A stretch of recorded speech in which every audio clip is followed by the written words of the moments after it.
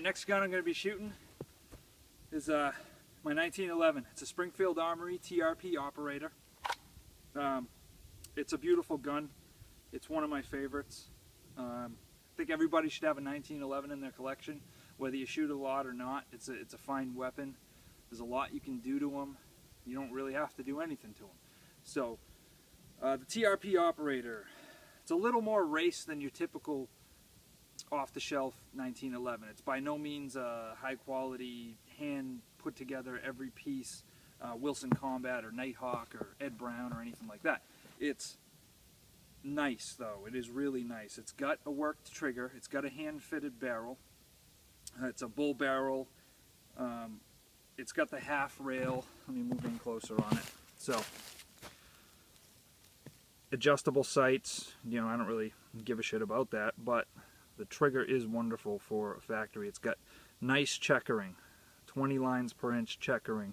It's a very aggressive grip. Without gloves, this will tear you up if you don't hold on to it.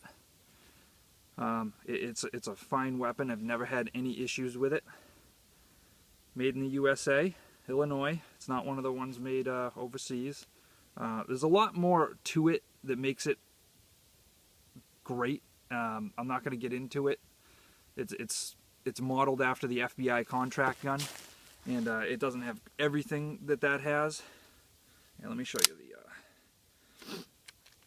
Now I have a full-length rod in there, and what it is, you can take it down. You hold this, and that's made by Dawson Precision. Now I can take this down from that without having to use any tools, because there's no barrel bushing on this gun. It's a bull barrel. But this, whatever it was back when I got it, I don't know, 70 bucks, worth every penny. Dawson Precision. I'll put a link up to it if I can remember or find it. But Dawson Precision makes a lot of high quality stuff. You've probably heard of them. Put it back in the battery, done. So, yeah, let's do a little shooting with it.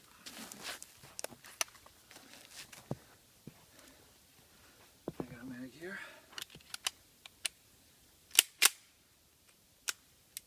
These are some reloads that I actually made last night, kind of testing to see how they work. About 10-15 yards from the steel. I'll go for that first, kind of slow.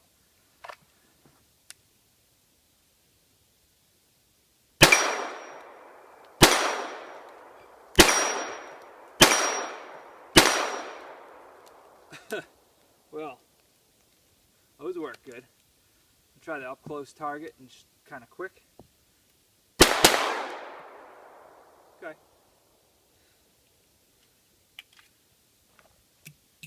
Just totally missed my dump pouch and hit the ground.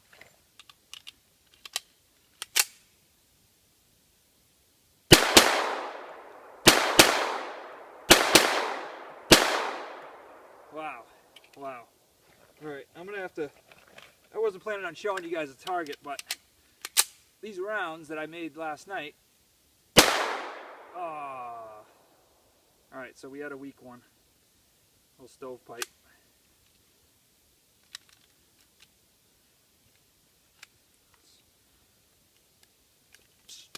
Straight up stovepipe. The extractor still has it a little bit. There you go. That's before that gets any worse. Again. So that's an issue.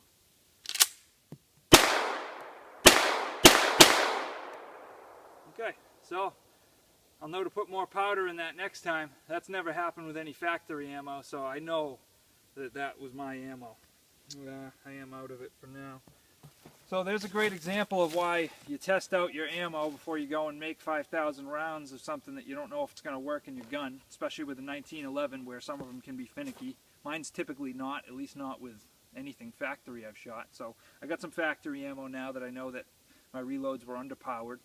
So it wasn't locking the slide back on last round. For some reason the first mag I ran good, and then the next three didn't. So that's enough to tell me that the loads were weak. You know, they're not perfectly consistent powder-wise, but anyways, here we go. I'll try to get up a little closer, show you guys this gun. It is a nice gun, and thinking right about here.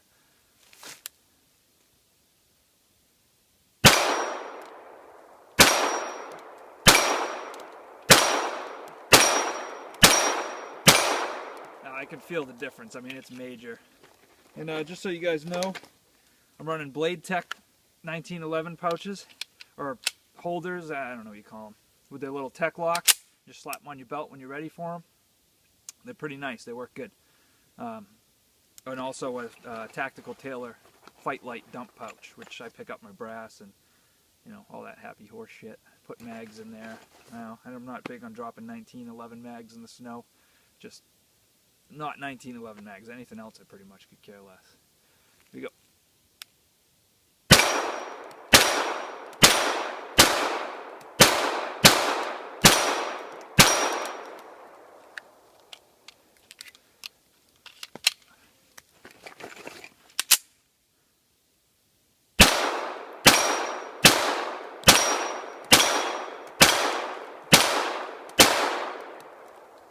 It. Oh, we got another. We got a straggler.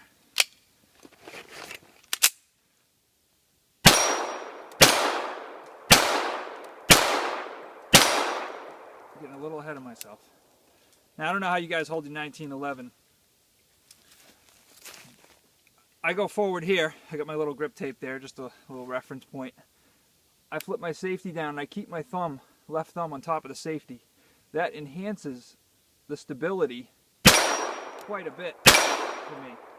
It makes a big difference. If you can get used to that, some people don't want it under the safety because they say it'll flip the safety up. That's never happened to me. I used to shoot like that all the time.